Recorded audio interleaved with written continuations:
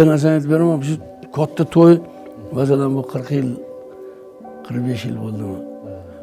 Faxriddin aka endi o'sha eng pik payti, biz endi boshlagan paytimiz. Hozir shogirdimiz masalan.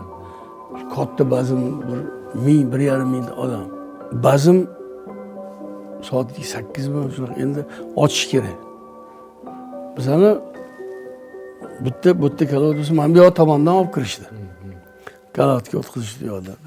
Bu birinchi stolda allaqanday kalovda Faxriddin Umarov o'tirgan ekan. Uni o'rtaga chaqirib to'yni ochib bering deyishdi. Shularni boshlab to'yni ochib bering deyishdi. O'rtaga chiqdilar-da. Xo'p, o'rtoqlar, avvalambor hammanglarga salom.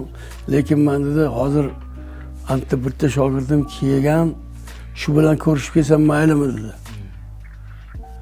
Men ustimga qaynoq suv quyganda birdaniga miyam gurdi. Paypoqda o'sha bir 50-60 metr joyga chopib borganman.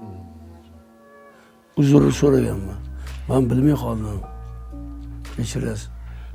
Bilmay qoldim, mana men o'tirganimdan bizani bu yoqdan olib kirishdi. Deb kechirim so'raganman borib. Paypoqda shunda borib. Mana shu menga dars bo'lgan.